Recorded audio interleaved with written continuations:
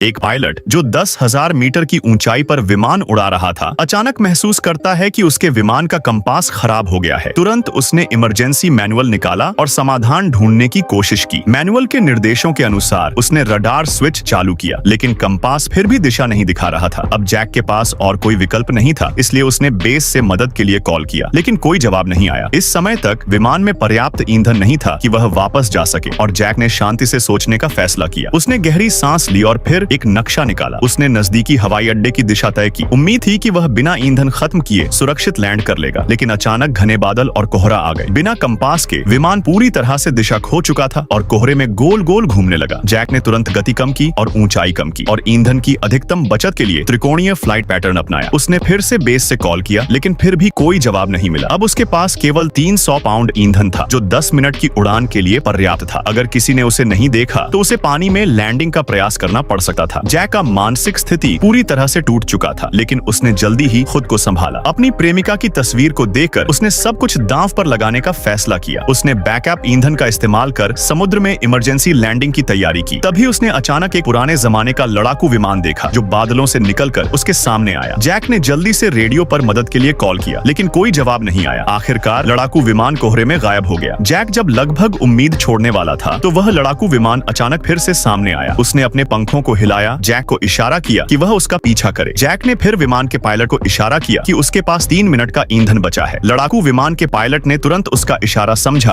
और जैक को सुरक्षित लैंडिंग की दिशा दिखाई। रनवे की रोशनी का पालन करते हुए जैक ने पास के हवाई अड्डे पर सुरक्षित लैंडिंग की। फिर पायलट ने जैक को संकेत दिया और लड़ाकू विमान तेजी से उड़कर गायब हो गया। लेकिन यह अजीब घटनाएं अभी खत्म नहीं